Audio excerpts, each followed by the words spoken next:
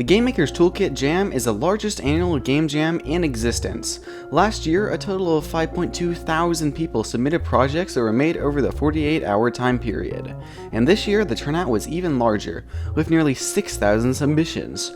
A game jam is an exciting event for game developers around the world to compete and create games, and one of this size is practically unmissable. So, of course, I forgot what day it was on.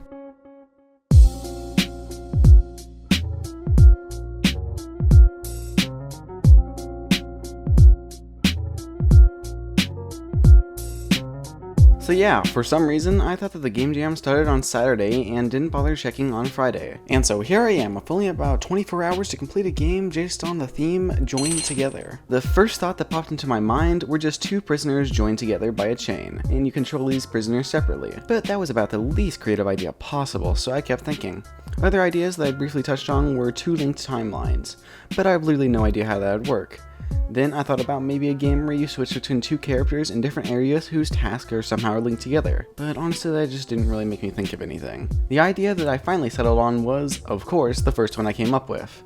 I decided that two characters linked by a chain wasn't a terrible idea, and I also like the idea of just having these two characters bicker comedically and have the gameplay just be a bit annoying in order to try to put you in the same headspace as the two characters. After all, being stuck to some other prisoner as you try to escape prison with a chain probably would be pretty annoying. I figured I could have the game do a bit of a spoof on puzzle RPGs where you do things like fight chairs to get stuck on your chains. But I realized pretty quickly that making a whole RPG system was a terrible idea, as I literally only had 48 hours.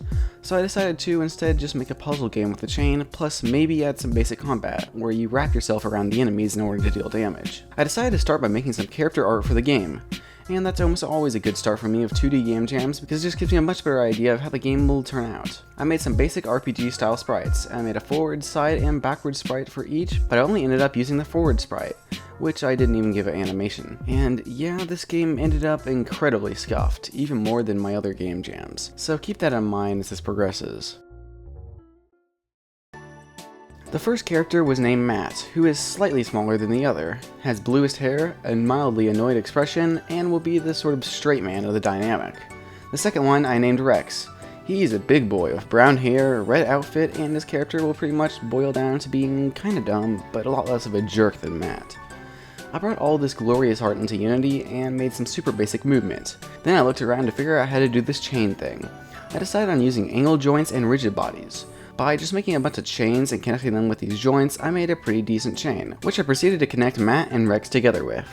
I messed with this chain quite a bit throughout the making of this game, but there were still issues where you could kind of overpower the strength of the chain, despite its joint strength being maxed out. I was able to make this issue less common by making the chain a bit heavier, but that ended up making movement get dragged by the chain more. It ultimately was not a huge deal, but it's something that I probably would have tried to fix if I had more time. But I didn't.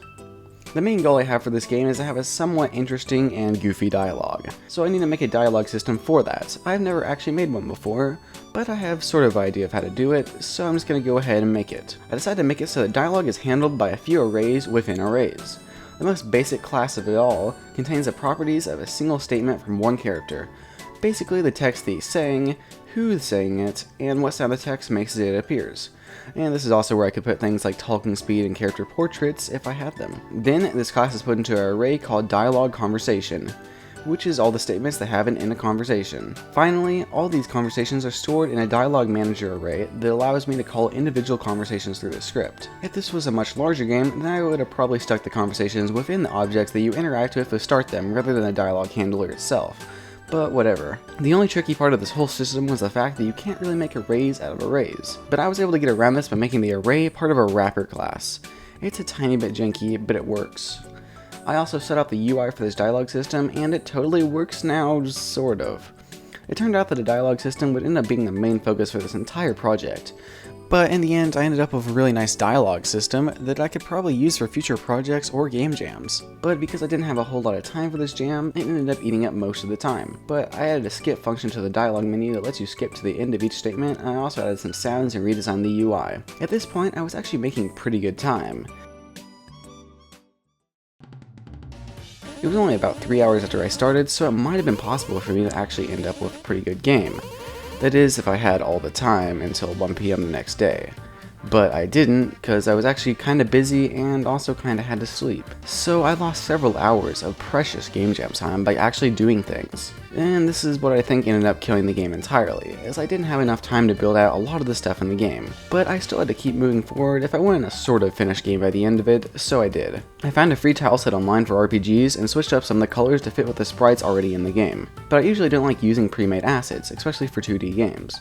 I simply didn't have the time to waste on tile sets though, so I just had to use these. I eventually realized that I wasn't going to be able to get combat into the game at all, so now the game is just a goofy puzzle game with dialogue. I spent the end of the last day building the world of the game and writing dialogue. On Sunday I had even less time since the games were due in the middle of the day, so I continued to rush to get at least some sort of ending. I made the last few rooms and had an incredible ending that really just wraps up everything gloriously. Then I exported the game like 12 times. The web build was just not working for me, so I had to have it executable. The game is available to play, but I'll warn you, it's pretty grimy. This is probably the strangest game jam I've done, which seems to keep happening, but I still think that I ended up with a cool dialogue system, even if the game attached to it was Overall, I still enjoyed participating in the GMTK Gam Gam this year, but my final game was just not that great in the end. Oh well. Thanks for watching, be sure to like and subscribe, and bye.